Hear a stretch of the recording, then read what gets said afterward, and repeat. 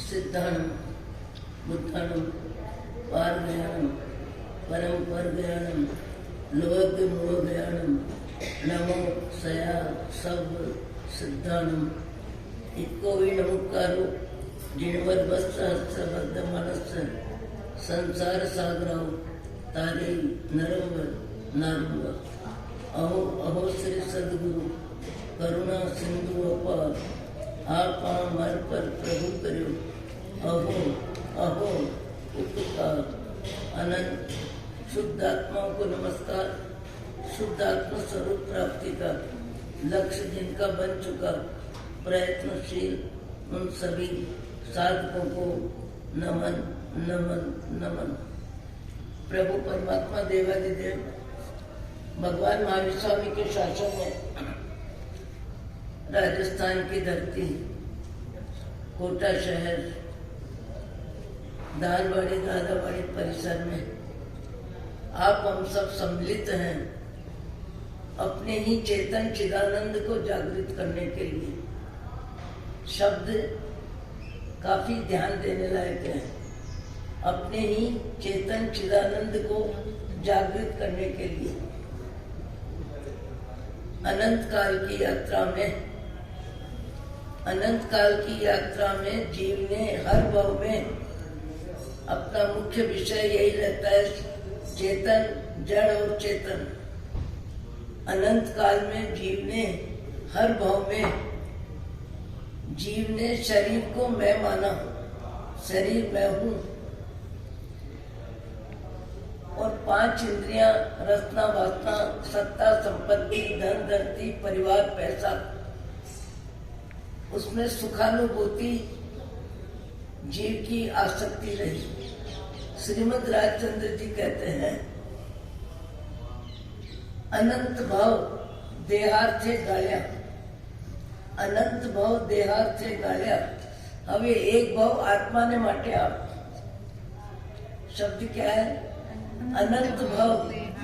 शारीरिक जिंदगी में मैं बुद्धि से मोह बुद्धि से राग द्वेष के भावों से तेरा मेरा, जब जिस भाव में जीव गया उस भाव में तेरा मेरा, पशु गति में भी रहा मनुष्य गति में भी रहा, धन में धरती में पद में पैसे में, और हर भाव में शरीर भी बदलता है परिवार भी बदलता है, सारी परिस्थितियां बदलती है।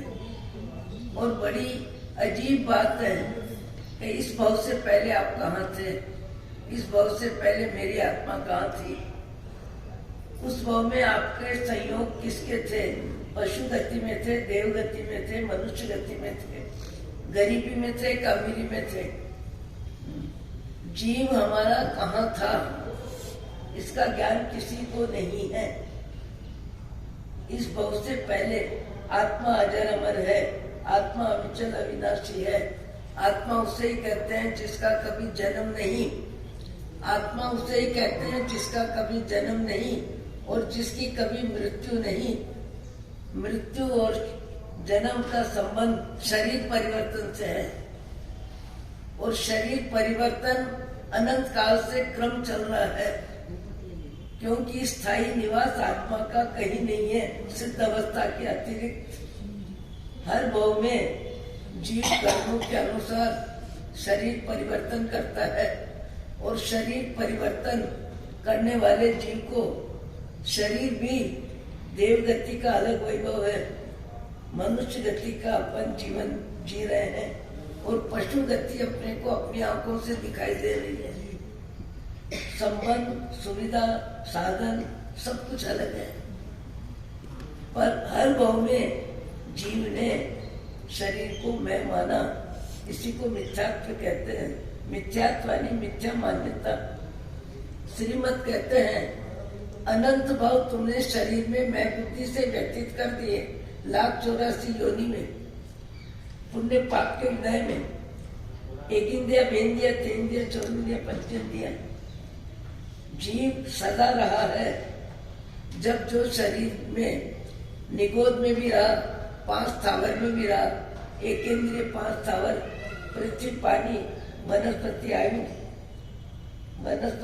आयुष आयु नहीं, वायु। वायु।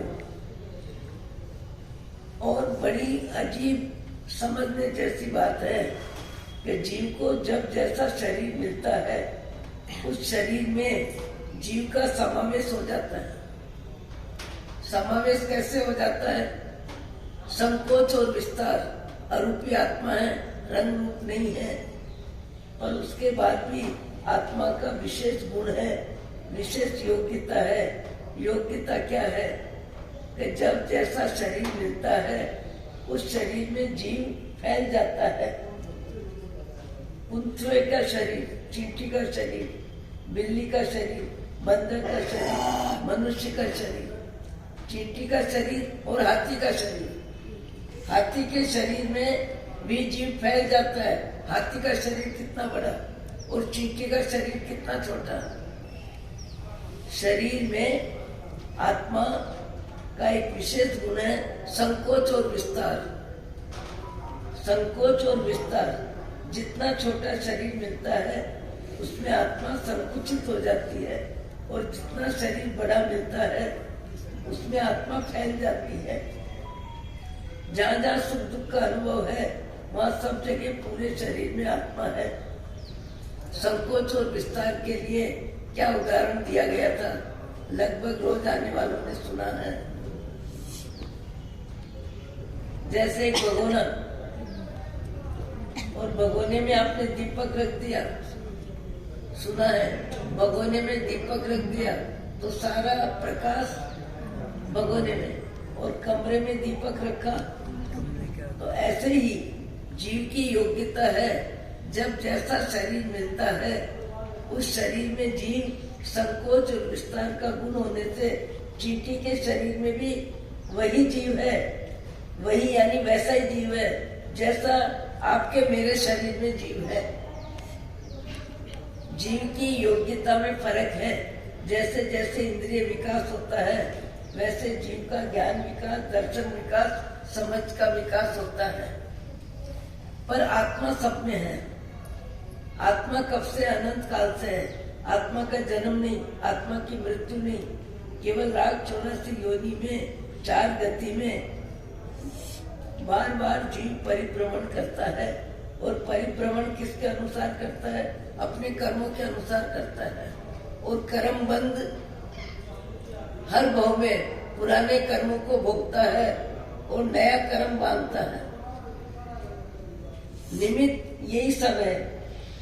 कर्म बंधन का निमित्त क्या? रंग, रूप, गंध, स्पर्श, स्वाद, 5 इंद्रियों के विषय। 5 इंद्रियों के विषय कितने? जो स्वाध्याय करते हैं 35 बोल का, जिनका ज्ञान है उनको मालूम है।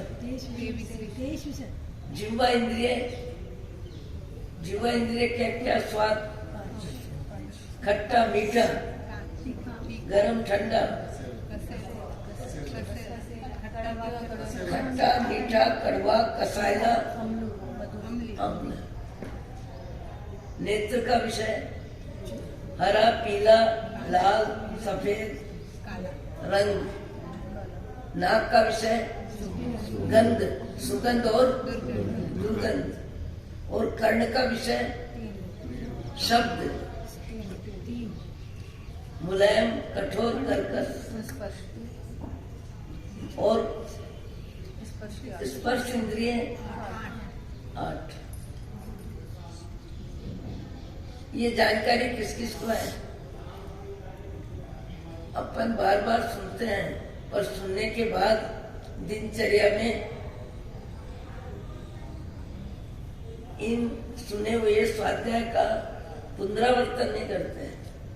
कभी उस बात को लेके चर्चा नहीं करते हैं। दोपहर को एक सामयिक लेके आज व्याख्यान में क्या सुना, कितना सुना, यदि उसकी पुनरावृत्ति करते हो, पुनरावृत्ति करते हैं तो ज्ञान अपनी बुद्धि में स्थिर हो जाता है। परिवार में व्यवस्था का ज्ञान रहता है कि नहीं? कपड़ों की संख्या का ज्ञान रहता है कि नहीं? मिर्च, मसाले, घी, तेल कब तक के घर में है ज्ञान रहता है कि नहीं? आज मेहमान कौन आएंगे, किसके लिए क्या खाना बनाना ध्यान रहता है कि नहीं? आज किस पार्टी में जाना है, कौन से कपड़े पहनना है, ध्यान रहता है कि नहीं? ध्यान कहाँ नहीं रहता जीव का? जीव का ध्यान कहाँ नहीं रहता? केवल अपने में नहीं रहता। जिस भाव में जो मिलता है उसी में व्यक्ति का ध्यान बढ़ जाता है और आसक्ति भी बढ़ जाती है, आसक्ति घट भी जाती है, आसक्ति बढ़ भी जाती है, घट भी जाती है। सम्मान मिले तो मन राजी हो जाता है, अपमान मिले तो मन नाराज हो जाता है। पुराने कपड़े में आसक्ति घट जाती है और पुराने सोने में आसक्ति, पुराने सोने में आसक्ति घटती है कि बढ़ती है? पुराने मकान में आसक्ति घट गई और नया बंगले में गए तो आसक्ति बढ़ गई कि नहीं? नए कपड़े पहनने में भी मन राजी होता है, पुराने कपड़े पहनने पड़ते हैं, पहनने का मन नहीं होता है। ये जीव का ज्ञान है, ये जीव का मिथ्यात्व है। ये शरीर में मैं बुद्धि है और मैं बुद्धि है इसलिए मोह बुद्धि है, और मोह बुद्धि है इसलिए व्यक्ति बाह्य जगत में राजी नाराज होने का कार्यक्रम दिन भर चलता है, हर समय चलता है। आत्मज्ञान के बिना राग द्वेष कम हो ही नहीं सकता, और राग द्वेष कम हुए बिना 4 गति 84 लाख योनि में परिभ्रमण छूट ही नहीं सकता। मनुष्य भाव में सबसे जरूरी में जरूरी कार्य है, क्या कार्य है? अपने आप को जाने। कैसे जाने? को हम, मैं कौन, मैं कौन, ये प्रश्न उपस्थित होना चाहिए। मैं कौन, ये प्रश्न उपस्थित होना चाहिए। शरीर बदलता है, परिवार बदलता है, गांव बदलता है, गति बदलती है, पुण्य पाप बदलता है, अपने पराये बदलते हैं, सब बदलते हैं। और बदलने वाले संसार में जीव की मोह माया बनी रहती है। कई व्यक्ति में करुणा भाव ज्यादा होता है, कई व्यक्तियों में मोह भाव ज्यादा होता है, कई व्यक्तियों में खाने की लालसा ज्यादा होती है, कई व्यक्तियों में वस्त्र परिवर्तन में ज्यादा आसक्ति होती है, कई व्यक्तियों के दूसरे वैभव को देखने में और अपने वैभव को दिखाने में ज्यादा आसक्ति होती है। ये अज्ञान, ये मिथ्यात्व, ये आत्मभ्रांति, ये शरीर में मैं बुद्धि, ये शरीर में मैं बुद्धि जीव का भाव जगत अनंत काल से बाह्य जगत को बदलता है, बाह्य जगत में भटकता है, बाह्य जगत में राग द्वेष करता है, बाह्य जगत में तेरा मेरा करता है। इतना ही नहीं, इस भाव में भी भाव जगत बदलता है, इस भाव में भी भाव जगत बदलता है।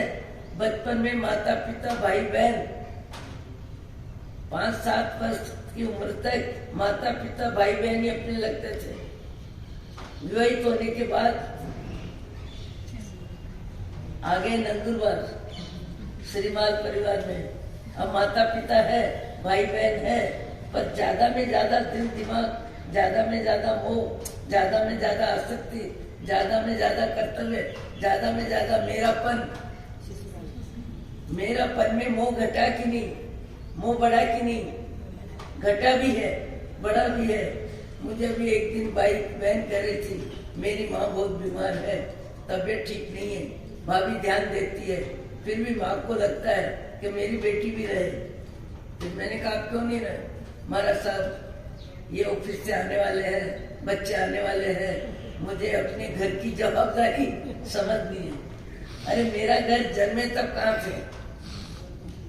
मोह बदलता है, संबंधों में राग द्वेष बदलता है, कहाँ कर्तव्य बढ़ जाता है, कहाँ कर्तव्य घट जाता है। कर्तव्य घटता भी है, कर्तव्य बढ़ता भी है, कर्तव्य बदलता भी है। ये राग द्वेष का नाटक अनंत काल से चल रहा है। कब तक चलेगा? जब तक जीव को जीव का ज्ञान नहीं होगा। जब तक जीव को जीव का ज्ञान नहीं होगा वहां तक मोह छूटता नहीं है। पर मोह बदलता है कि नहीं? मोह बदलता है, मोह छूटता नहीं है। व्यक्ति वस्तु में बदलता रहता है। मैंने कुछ दिन पहले उदाहरण दिया, एक पिता है, 2 बेटे हैं और एक बेटा भाभी को दत्तक दे दिया क्योंकि भाई साहब नहीं है, तो भाभी को बेटा दत्तक दे दिया। एक बेटा खुद के पास रह गया। एक जमीन बहुत बड़ी है और दत्तक बेटा भी अपना ही है, कोई दूसरा नहीं है, स्वयं का ही है और स्वयं ने ही दत्तक दे दिया। और दत्तक देने के बाद दत्तक दिया जिसको, भाभी के बेटे को, भाभी का बेटा अपने बाप से कहता है जमीन इतनी लंबी चौड़ी है, अब भाई के पोते के लिए बंगला बना रहे हो, मेरे को भी थोड़ी सी जमीन चाहिए। भाव में परिवर्तन। अब भाभी का हिस्सा तुम्हारा है, मेरा हिस्सा तुम्हारा नहीं है। ये क्या भाव बदलते हैं? अपना ही बेटा है, आपने पाल पोस के बड़ा किया है, 20 बरस का होने पर भाभी को दिया है, तो भाभी का धन उसका, भाभी का अधिकार उसका। पर आपने जिस बेटे को जन्म दिया उस बेटे को थोड़ी जमीन चाहिए, तो कब तेरा हक नहीं है? ये क्या है? इसको क्या कहना चाहिए? उखरा जी क्या कहना चाहिए इसको? क्या बदलता है? मोह छूटता नहीं है। अज्ञानी का मोह बदलता है। व्यक्ति वस्तु में, नए में, पुराने में, सब में मोह बदलता रहता है। पुराने कपड़े में, नए कपड़े में मोह बदलता है। पुराना घर, नया फर्नीचर, नया सोफा सेट, नया कालीन, नया मकान बनता है तो पुराना सामान पुराने घर में रह जाता है और नए मकान में सारा नया सामान बनता है। इन नया का राग किसको है? पुराने में मोह किसका कम हो गया? मनुष्य भाव में मोह के विस्तार को और मोह के संकोच को, मोह कब बदलता है, कैसे बदलता है, कितना बदलता है, कितना बढ़ता है, ये सब समझने के लिए स्वाध्याय है। ये सब समझने के लिए सम्यक ज्ञान है। ये समझने के लिए वीतराग की भक्ति है। वीतराग देवाधिदेव तिनक ले, जितना भी जिनके जीवन में राग नहीं रहा तब वो परमात्मा बने। हमारी मोह माया बढ़ रही है कि घट रही है? पुण्य का उदय हो तो मोह बढ़ता है और पाप का उदय हो तो मोह घटता नहीं है, मोह क्षुभित होता है। पाप के उदय में मोह घटता नहीं है, मोह क्षुभित हो जाता है और पुण्य के उदय में मोह प्रफुल्लित हो जाता है। आप कहोगे महाराज ये बात समझने के लिए तो सत्संग है और ये बात मनुष्य भाव में समझ में आ सकती है, पशु गति में समझने का चांस ही नहीं है, इतनी बुद्धि ही नहीं है। और मनुष्य भाव में व्यक्ति अपने भाव जगत को निर्मल बना सकता है। सम्यक ज्ञान, सम्यक दर्शन, सम्यक चारित्र, सम्यक शब्द। नवपद होली में सम्यक ज्ञान था मैना सुंदरी को, सम्यक दर्शन था मैना सुंदरी को। मैना सुंदरी ने सम्यक दर्शन, सम्यक ज्ञान के बल पर क्या अद्भुत कार्य किया। कहाँ कोड़ी और कहाँ राजकुमारी। राजकुमारी और कोड़ी दो के बीच में कितना अंतर, कितना अंतर। और उसका सम्यक दर्शन, उसका सम्यक ज्ञान। ये जीवाराम, ये कर्म की फिल्म है। ये कर्म की फिल्म बदलती है। बदलती हुई फिल्म में तुम्हारा चित्त शांत होना चाहिए। बदलती हुई फिल्म में तुम्हारा राग द्वेष कम ज्यादा नहीं होना चाहिए। बदलती हुई फिल्म में ज्ञाता दृष्टा भाव आना चाहिए। बदलती हुई फिल्म में शब्दों के ज्ञान से कुछ नहीं होगा। हम श्रीमत को मानते हैं, हम परमात्मा को मानते हैं, हम महावीर स्वामी को मानते हैं, हम पाटनाथ जी को मानते हैं, हम गौतम स्वामी को मानते हैं। मानने का मतलब क्या? जब जीवन में ज्ञान नहीं आया, समझ नहीं आई, समता नहीं आई, उद्वेग नहीं गया, राग द्वेष कम नहीं हुआ, तेरा मेरा कम नहीं हुआ, तो जानकारी का केवल अहम है, जानकारी का लाभ क्या है? जानकारी का लाभ जहाँ है वहाँ जानकारी जानकारी कहलाती है। शरीर के प्रति मैं भाव का मोह है, ये जानकारी है। तबीयत खराब होते के साथ डॉक्टर याद आता है, क्रोध उफंडता है तब कौन याद आता है? क्रोध को शांत करने का, क्रोध को कम करने का, लोभ को कम करने का, खाने पीने की लालसा कम करने का, ये ज्ञान कौन देता है? शरीर की बीमारी डॉक्टर ठीक करता है, मन की बीमारी स्वाध्याय से, परमात्मा के स्मरण से, परमात्मा की भक्ति से, जिन्होंने ज्ञान को जिया है, जिन्होंने ज्ञान को जिया है, उनके ज्ञान को स्वीकार करने से अपना ज्ञान कम सही होगा। जब तक सम्यक ज्ञान नहीं आएगा, सम्यक दर्शन नहीं आएगा, वहां तक भव भ्रमण कभी कम नहीं होगा, कभी कम नहीं होगा। और हर भव में व्यक्ति मोह करता है, बिल्ली भी मोह करती है, बंदर भी करता है, सब में संतान का मोह होता है। मैं आए दिन देखती हूँ, एक मोर ने बच्चे को जन्म दिया है, वो बच्चा मोरनी के पीछे पीछे घूमता है।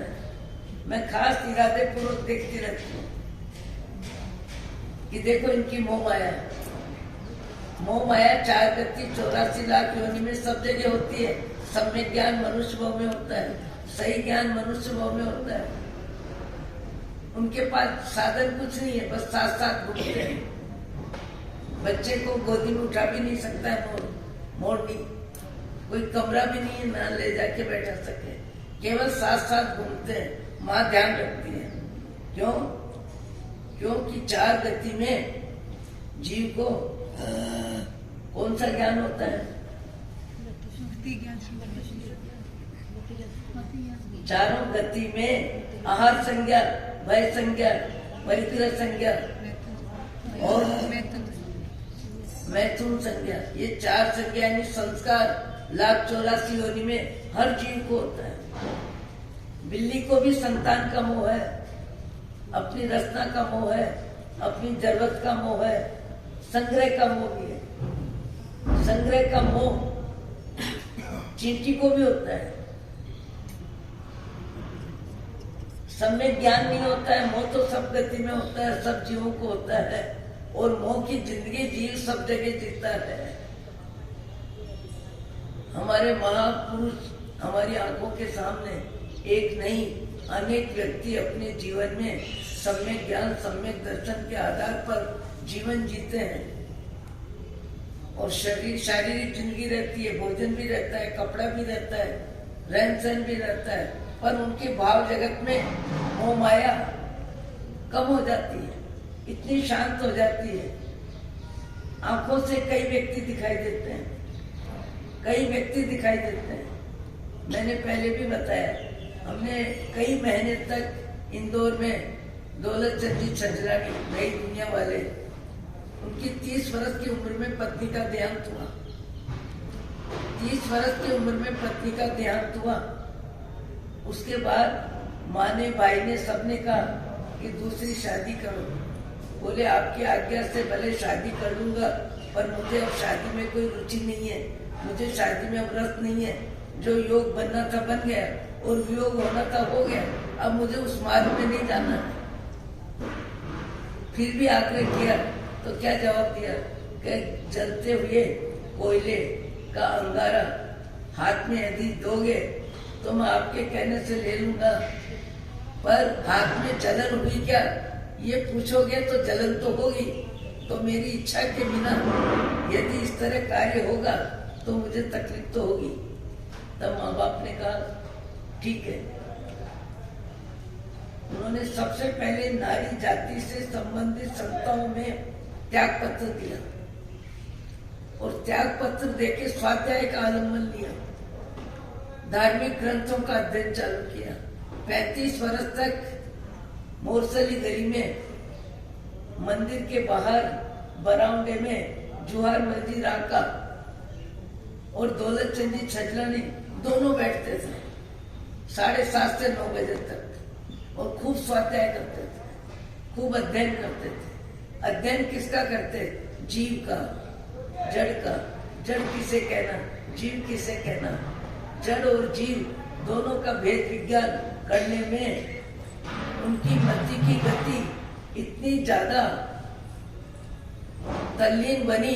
4 महीने तक, 1 महीने तक नमक और रोटी, केवल नमक का पानी और रोटी, कि हमको खाने के स्वाद को शांत करना है, पेट पूर्ति के लिए खाना है, जिह्वा इंद्रिय के स्वाद को गौण करना है। हमको कपड़ा पहनना है किंतु रंग का राग कम करना है, गंध का राग कम करना है, स्पर्श का राग कम करना है। और दूसरी तरफ विनय विवेक, परमात्मा भक्ति, सत्शास्त्रों का वाचन, उसमें विवेक इतना विवेक। जिनको ज्ञान सुनने की जरूरत है वो छोटी उम्र वाले कहीं दिखाई नहीं देते हैं। दौलतचंद जी छजलानी, जिनको इंदौर माने, जैन समाज में जिनकी इज्जत और जिनका कार्य क्षेत्र भी सामाजिक स्तर पे बहुत व्यापक। एक रोज उनकी माँ को विचार आया कि दौलतचंद जी को सब मानते हैं, जानते हैं, इनका महत्व है, इनका सम्मान है और इनकी इज्जत है, तो माँ बाप के प्रति इनकी इज्जत, माँ बाप के प्रति विनय विवेक कर्तव्य इनका कितना है। विचार आया, विचार क्या आया, एक दिन मैं परीक्षा करूं। माँ सोच रही है आत्मा में, अध्यात्म में, स्वाध्याय में, सब में जीवन इनका ऊपर उठ रहा है, किंतु पारिवारिक जीवन में भी विनय विवेक इनका रहा या नहीं रहा। तो उन्होंने क्या किया, जब कभी कोई संघ जाता था और 100-200 व्यक्ति 2-3 बसों में जाते थे, निर्णय किए होते थे, मार्गदर्शक बाबूजी दौलतचंद जी छजलानी होते थे और वो रास्ता बताते थे अपने को, इस रास्ते जाना, यहाँ रुकना, यहाँ आगे बढ़ना।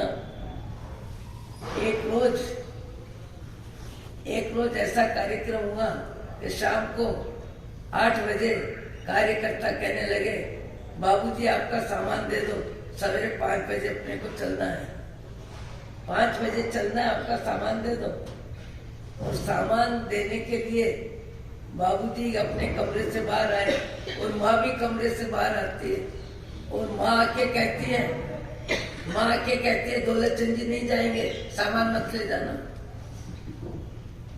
सामान मत ले जाना, दौलतचंद जी नहीं जाएंगे। दौलतचंद जी देख रहे हैं माँ क्या बोल रही है, आने वाला बोल रहा है, सारे यात्रा का कार्यक्रम, उसकी व्यवस्था, उनकी जानकारी, कहाँ उतरना, कहाँ रुकना, सारी जवाबदारी तो इनके मार्फत है और इनको माँ ने मना कर दिया। दौलतचंद जी दूर से बोल रहे हैं आने वाले को, कुछ बोलना मत, कुछ बोलना मत, कुछ बोलना मत, कुछ बोलना मत, ऐसा बोल रही है। जब वो ऐसा बोल रहे हैं और कहा तुम चले जाओ वापिस, वो व्यक्ति जाता है, क्या होगा, कैसे होगा, सवेरे रवाना होना है। और दौलतचंद जी स्वयं कहते हैं मुझे भी रात को नींद नहीं आई, पर माँ को एक शब्द नहीं बोला। और सवेरे जब 4:45 बजते हैं, उस समय माँ उनके कमरे की क्या करती है, कुंडी खटखटाती, कमरे की बजाती है घंटी और कहती है दौलतचंद जी जाने का टाइम हो गया, उठो। माँ आपने तो मना किया कल शाम, आपने तो कहा नहीं जाना। अरे नहीं जाना है, मैंने कहा, पर मेरे में इतनी बुद्धि है, मैंने इतनी उम्र ली है, मुझे मालूम है उस यात्रा के संचालक तुम हो, मार्गदर्शक तुम हो, और तुम्हारे बिना कार्यक्रम कैसे होगा। तुम जाओ, सामान मैंने भेज दिया। तो फिर माँ मना क्यों किया था? मुझे मना इसलिए किया था कि तुम्हारी समाज में पैसे की, संपत्ति में सब तरह से तुम्हारी इज्जत बढ़ रही है, तो माँ की कीमत तुम्हारे जीवन में वह है कि नहीं, ये देखने के लिए मैंने ये परीक्षा दी थी कि माँ का महत्व है कि नहीं, बाप का महत्व है कि नहीं। कि दुनिया में तुम्हारी पूछ परछ बढ़ गई, पैसा बढ़ गया, परिवार बढ़ गया, इज्जत बढ़ गई, तो माँ बाप की इज्जत तुम्हारे भाव में है कि नहीं। धर्मात्मा व्यक्ति का जीवन सब तरह से ऊंचाई पे होता है। ऐसा नहीं होता किसी क्षेत्र में बहुत ज्यादा और किसी क्षेत्र में बहुत कम। 4-4 महीने तक अपनी परीक्षा लेते थे। और परीक्षा किस बात की?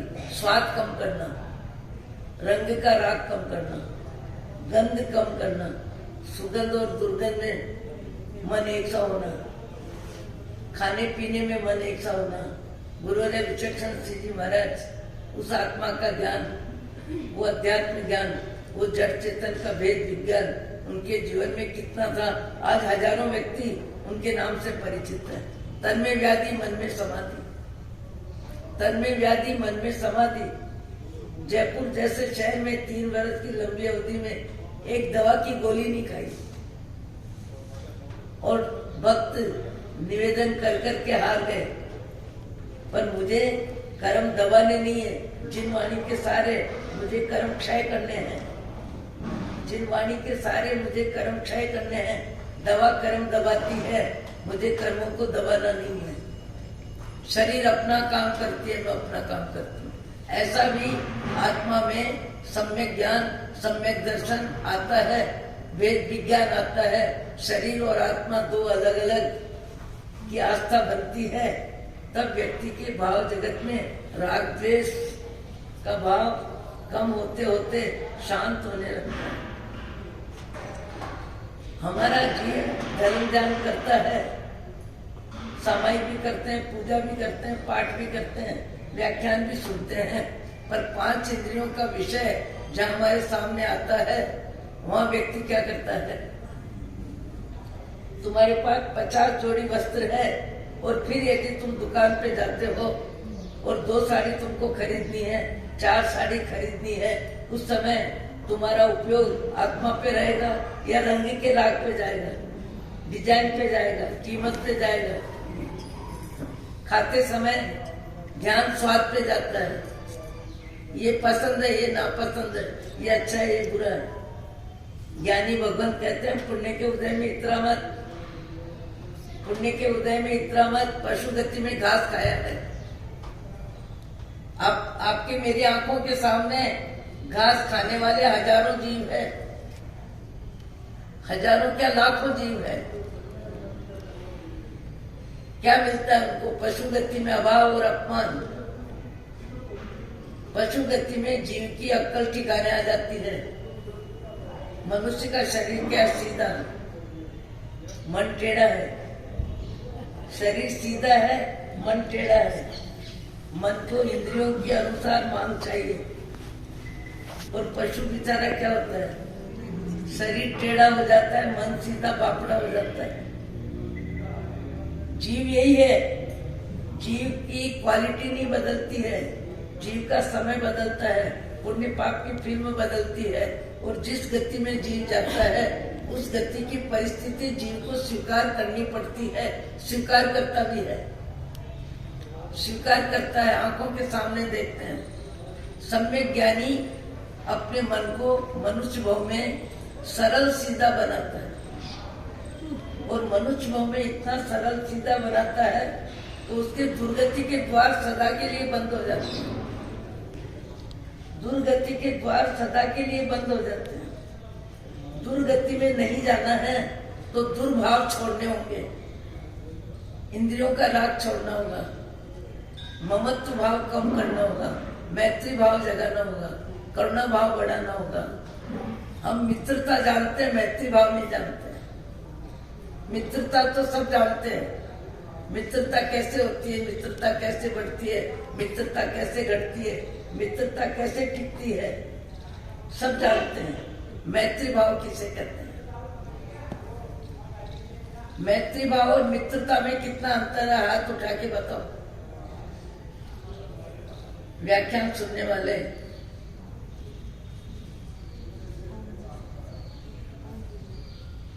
मित्रता भाव भाव से होती है और उसमें सम्यक होता है। सभी जीवों से जो मित्रता होती है वो मैत्री भाव।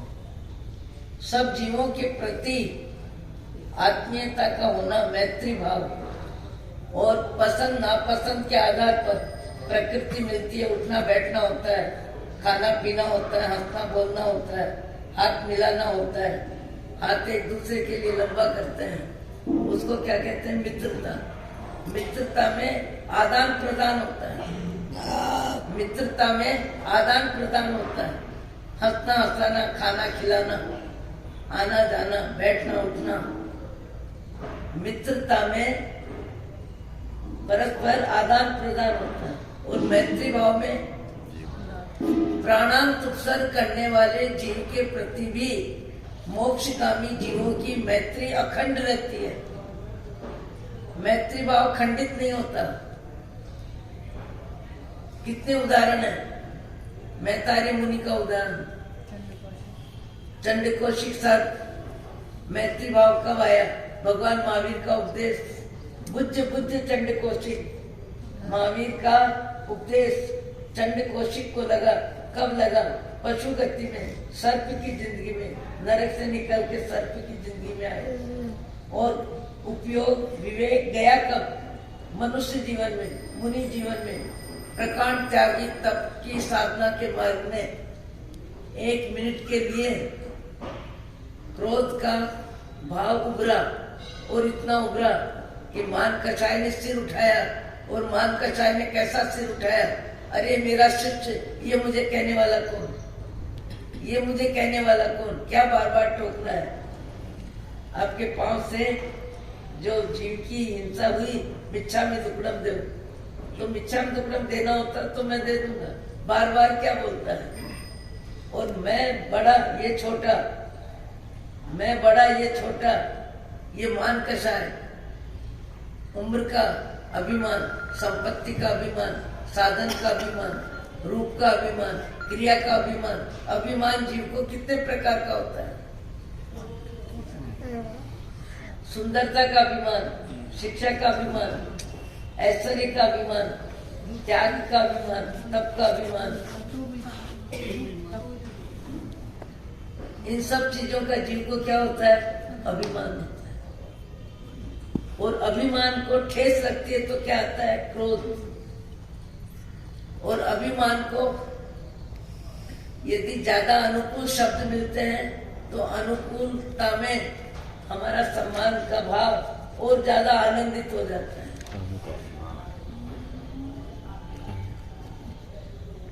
प्रतिकूलता में समता और अनुकूलता में अभ्यास। अभ्यास अनुकूलता में होता है और प्रतिकूलता में परीक्षा होती है। कहाँ इतने ऊंचे उठने वाले संत, कहाँ मस्त श्रवण करने वाले संत, और एक थोड़ी देर के लिए अति क्रोध आ गया, और अति क्रोध ने शिष्य तो हाथ में नहीं आया पर खंबा से सिर टकराया, दुर्गति हो गई। आज भी हमारे शास्त्रों में बात आती है कि आयुष्य का बंध मनुष्य जीवन में 3 हिस्सा जीवन का खत्म होने के बाद, जैसे मान लो आपकी 80 वर्ष की उम्र है तो 60 वर्ष के बाद आपकी अगली जिंदगी का आयुष्य कभी भी बंद हो सकता है। और बंद जो होता है वो सामान्य विचारों में नहीं होता, विशेष विचारों में होता है। विशेष विचारों में होता है, उग्रता में होता है, अधिक भावोल्लास में होता है। और भावोल्लास परमात्मा भक्ति का भी हो, त्याग का भी हो, तप का भी हो, मैत्री भाव का भी हो, परोपकार का भी हो। भावोल्लास ज्यादा होने पर अगली जिंदगी का आयुष्य बंद होता है। और क्रूरता में, कठोरता में, क्रोध में, माया मोह में जैसा भाव होता है उसके अनुसार बंद होता है। और 3 हिस्सा खत्म होने के बाद आयुष्य का बंद होता है। इसलिए अपने यहाँ पर्व तिथि को तप करने की बात है, जप करने की बात है, प्रतिक्रमण करने की बात है कि विशेष तिथि के दिन आयुष बंद होने का समय है, तो ज्यादा में ज्यादा हमारी आत्मा उस रोज आराधना में, स्वाध्याय में, भक्ति में तल्लीन रहे। और आयुष यदि बंद नहीं हुआ तो कब तक बंद हो सकता है आयुष? शरीर छूटने के समय तक। यदि पहले आयुष्य बंद नहीं होता है तो शरीर छूटने के समय आयुष्य बंद होता ही है। आयुष्य बंद हुए बिना दूसरे नए शरीर में प्रवेश होता ही नहीं है। कोई भी व्यक्ति सामान कब हटाता है? जब दूसरा मकान लेता है। सड़क पे कोई सामान नहीं रखता है। इसलिए इसी तरह जीव का आयुष्य कब खत्म होता है? उससे पहले दूसरी गति का आयुष्य बंद हो जाता है। आयुष्य बंद हो जाता है तब गति इस भव से विदाई होती है। अब कैसी गति का बंद होगा?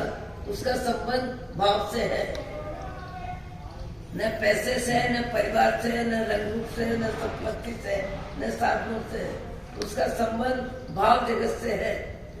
ज्ञानी हर समय अपने भाव जगत को ठीक रखने की कोशिश करता है, निमित्त कैसा भी मिले। सम्यक ज्ञान होने के बाद पशु सर्प की गति में भगवान की वाणी का असर हुआ और जीव को ज्ञान हुआ, मैं कहाँ मुनि का आचरण था, कितनी ऊंची मेरी जिंदगी थी। और शिष्य पे मैंने क्रोध किया और क्रोध का रिजल्ट मैं आज सर्प योनि में अजगर के रूप में हूँ। भाव से बंद होता है और बंद से गति का संबंध होता है। भाव से ही सारा कार्यक्रम होता है। जीवन ऊपर भी उठता है तो भाव से, और नीचे भी जाता है तो भाव से। वहाँ मनुष्य गति में जहाँ विवेक का समय था वहाँ क्रोध आ गया और भगवान महावीर की वाणी सुनने के बाद दंडकोशिक सर्प को आत्मज्ञान हुआ, अपनी गलती का ज्ञान हुआ कि मैंने अति क्रोध में आयुष्य का बंद हुआ तो मैं ऐसी गति में आया।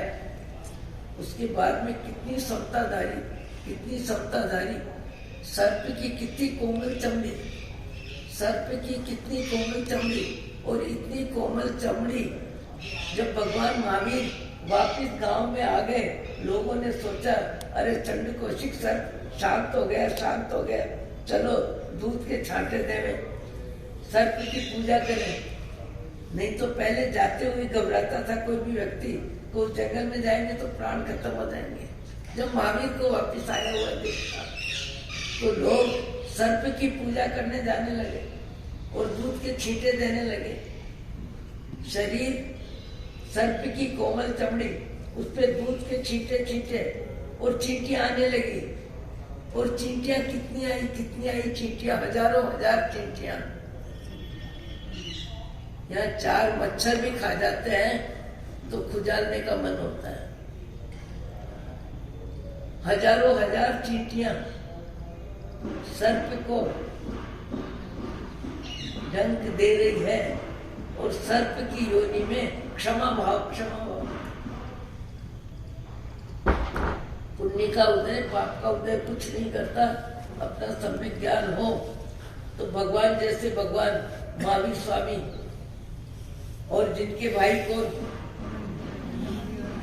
नंदीवर्धन भाई और पिता राजा और दीक्षित हो रहे हैं, और दीक्षित होने के बाद उसी दिन शाम के समय उत्सर्ग चालू हो गया और एक सामान्य व्यक्ति कहता है आप यहाँ खड़े हो, मैं अपने बैलों को छोड़ के जा रहा हूँ। वापिस आता है, बैल नहीं मिलते हैं। तो क्रोध किस पे आ रहा है? आत्म ध्यान में संत गण है वर्तमान, मेरे बैल कहाँ गए, और क्रोध किस पे कर रहा है? संत साधक वर्तमान महावीर भगवान बनने वाले, और इंद्र महाराज का उपयोग जाता है। और इंद्र महाराज को लगता है मैं अभी दीक्षा महोत्सव मना के आया हूँ और भगवान बनने के मार्ग पे वर्तमान कुमार आगे निकल गए और एक ऐसा आत्मा व्यक्ति है, कैसा नासमझ व्यक्ति है कि भगवान को पूछता है कि मेरे बैल कहाँ गए, जिनको अपने शरीर का ही मोह नहीं, जिनको काया की माया नहीं, वो तेरे बैलों का क्या ध्यान रखेंगे। वो उनका उपयोग तो अपनी आत्मा में है, अपनी आत्मा में उपयोग है, तेरे बैलों का ध्यान कहाँ रखेंगे।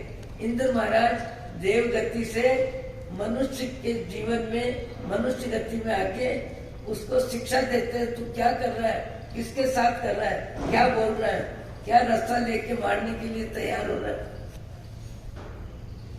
तब इंद्र महाराज भगवान को कहते हैं, हे भगवान, केवल ज्ञान होने से पहले आपके अतीत के कई भाव में, सत्ता में, संपत्ति में, जाति मत, कई प्रकार से कई प्रकार के कर्म बंधन का संबंध साधक जीवन में आएगा, क्योंकि मोक्ष जाने से पहले हर जीव को शुभ अशुभ सारे कर्म क्षय करने होते हैं।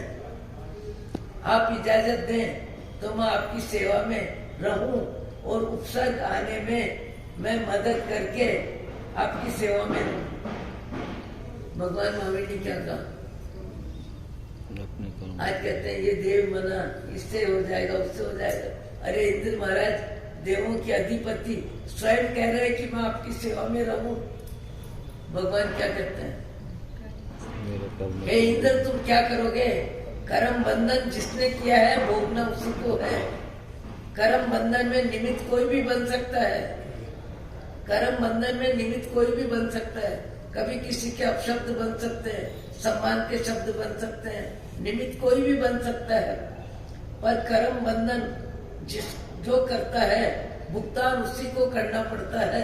ये शब्द किसके हैं? भगवान महावीर स्वामी के शब्द हैं कि इंद्र तुम क्या करोगे? कर्म बंधन अतीत में जिस निमित्त को लेके मैंने जितने कर्म बंधन किए हैं उन कर्मों का संबंध समाप्त करना वो मेरे समता के पुरुषार्थ से होगा, प्रतिक्रिया के बिना होगा। तुम क्या करोगे? कितनी बड़ी शिक्षा दी भगवान ने कि किसी का कर्म बंधन का भुगतान कोई नहीं कर सकता। जो कर्म बंधन करता है भुगतान उसे ही करना पड़ता है। अब बताओ, कर्म बंधन के निमित्त मिलने पर अपन दिन में कितनी बार सावधान रहते हैं, कितनी बार सावधान रहते हैं। निमित्त मिला नहीं, निमित्त मिला नहीं और भाव में हलचल हुई नहीं। हमको निमित्त प्रभावित करता है हर समय। भगवान आपको मुझको सद्बुद्धि दे। ओम शांति।